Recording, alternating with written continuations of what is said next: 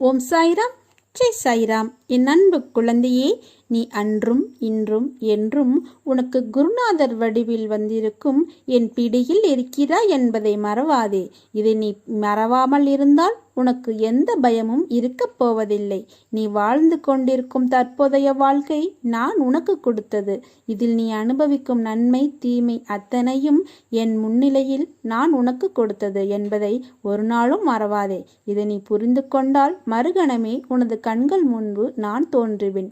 உன்னை தேடி உனது இல்லம் வந்து கொண்டிருக்கிறேன். உன்னை தயார்படுத்திக்கொள். எனது பரிபூரண ஆசீர்வாதம் உனக்கு கிடைக்கப் போகிறது. அளவில்லா மகிழ்ச்சி கிடைக்கப் போகிறது. எனது காலடி படும் நேரம் சுபிச்சமாக மாறப்போகிறது. இதுவரை இல்லாத அளவு பெருமளவு இரட்டிப்பு மகிழ்ச்சியுடன் இருக்கப் போகிறாய். நீ என்னிடத்தில் வைத்த கோரிக்கைகள் நிறைவேறப் போகிறது. நீ விரும்பியதெல்லாம் கிடைக்கப் போகிறது. உன்னை பார்த்து ஏளனமாக சிரித்தவர்கள் வியக்கும் வண்ணம் உன்னை உயர்த்தப் போகிறேன். உன் விசுவாசம் மிக பெரியது. நீ எழும்பி பிரகாசிக்கப் போகிறாய். உன் துக்கம் இனி விரைவில் சந்தோஷமாக மாறும். நீ விரும்புகிறபடி இனி உனக்கு நடக்கும். நான் உன்னுடனேயே இருக்கிறேன். இனி உனக்கு தீங்கும் செய்யும்படி இனி ஒருவனும் இருக்கப் போவதில்லை. உன் விசுவாசம் மிக பெரியது. பிறவிகள் மாறிக்கொண்டே இருக்கும். தேகம் மாறிக்கொண்டே இருக்கும். ஆனால் கர்ம வினை நம் பின்னால் வந்து கொண்டே இருக்கும்.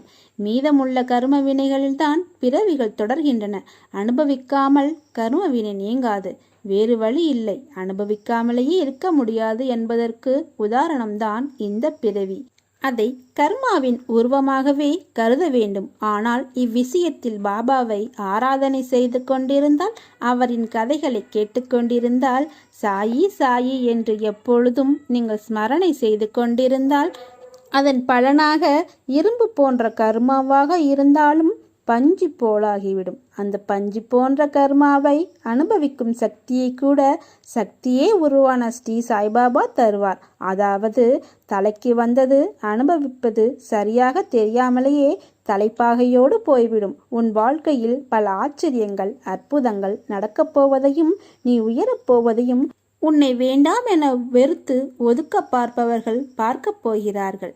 என் வார்த்தை மீது நம்பிக்கை வை. நீ என் உயிரான குழந்தை. நீதான் எனக்கு உலகம். உன்னை முதுகில் குத்துபவர்களைக் கண்டு வேதனை கொள்ளாதே. போர்க்களத்தில் புறமுதுகை காட்டுபவர்கள் வீரமானவர்கள் அல்ல. என்னுடைய முழுமையான அருளால் உன்னை ஆசீர்வதிப்பேன். நான் சொல்லும் வார்த்தைகளை நன்றாக கவனித்தாயா?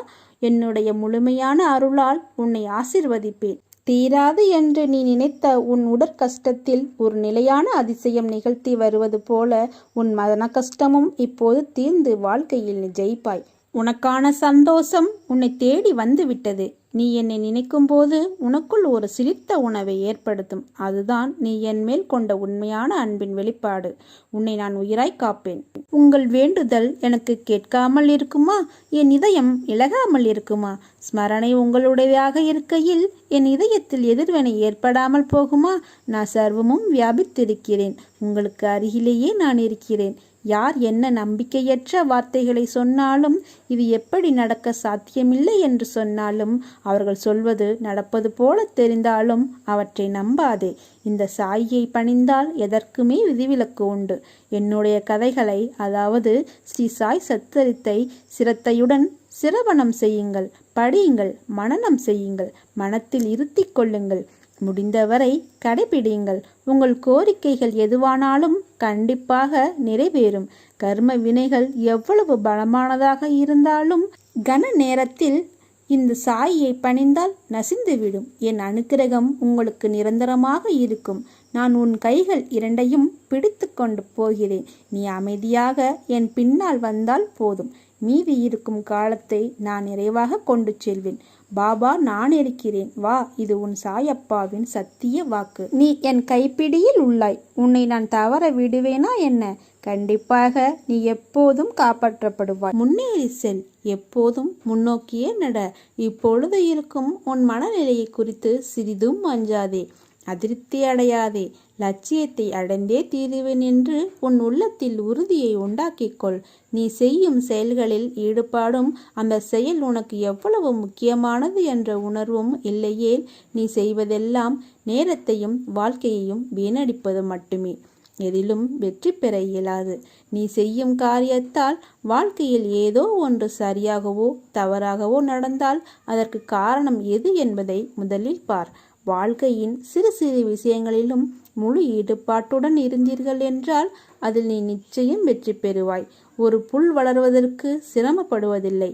உடலில் உள்ள இரத்தம் மற்றும் வெள்ளை அணுக்கள் உடல் முழுவதும் சுற்றி கொண்டிருப்பதற்கு சிரமப்படுவதில்லை. அதுதான் ஒவ்வொரு நொடியும் கஷ்டமான முயற்சிகளால் தான் படைப்புகள் நிகழ்ந்து கொண்டிருக்கின்றன. ஆனால் அவையெல்லாம் உனக்கு ஒரு பொருட்டாகவே தெரியவில்லை.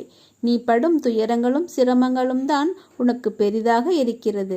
இந்த உலகில் சிரமப்படாமல் எதுவும் சாத்தியப்படாது. முதலில் எதுவும் சிரமமில்லை என்று நம்பு. சிரமம் என்று சொல்வதற்கு காரணம் உன் மனதுதான். சிரமம் என்பதை கடந்தால் லட்சியத்தை அடைய முடியும். மாபெரும் படைப்புகளை உருவாக்க நல்ல உணர்வுகளும் அபரிமிதமான மகிழ்ச்சியான மனநிலையும் மட்டுமே இருந்தால் போதும். உனக்கு நிச்சயம் வெற்றி கிடைக்கும். நான் என்றும் துணை இருப்பேன். நம்பிக்கையோடு உன் கடமைகளை செய். வாழ்க்கையில் நீ சாதனை படைக்கத்தான் பிறந்தாய். உனக்கு எப்போது சிக்கல்கள் வந்தாலும் உன் மனது சொல்வதை மட்டுமே கேள். ஏனெனில் உன் அறிவு எப்படி வேண்டுமானாலும் யோசிக்கும். ஆனால் உன் மனது உண்மையை மட்டுமே நேசிக்கும். உனக்கு துணையாக நான் இருப்பேன். உன் வாழ்க்கையில் சுலபம் என்று நீ ஏன் எண்ணத்தை கொண்டு வர மறக்கிறாய்? வாழ்க்கையில் நீண்ட பயணம். அதில் பயணிக்க உயர்நிலை எண்ணங்களும் பொறுமையும் நம்பிக்கையும் நிதானமும் வழிகாட்டும் கருவி. அவற்றை நீ புரிந்து தெளிவாக அதை கவனித்து நடந்தால் மட்டுமே சரியான பாதையில் பயணிக்க முடியும். வழிகளை முதலில் தெளிவாக புரிந்து கொள். அதன் பிறகு அதில் குழப்பங்கள் நிகழாது. உன் பாதையும் அழகாகும். நிச்சயம் உன்னிடத்தில் நான் உன் சாய் தேவா எப்போதும் இருப்பேன். உன்னை விட்டு நான் விலகுவதும் இல்லை. உன்னை விலகி போகும்படி நான் செய்வதும் இல்லை. உன் அம்மாவாக அப்பாவாக என்றும் துணையாய் உன்னை அரவணைத்து காப்பேன். விடியலுக்காக காத்திருக்கும் உன் வாழ்வில் சூரியனாக வந்து வெளிச்சம் தருவேன். உன்னை சுற்றியுள்ளவர்கள் உன்னை காயப்படுத்தும் போது சாயி அந்த காயத்தை குணப்படுத்துவார். அவமானப்படுத்தும் போது சாயி உன்னை அவர்கள் முன்னால் தலை நிமிர்ந்து வாழ வைப்பார்.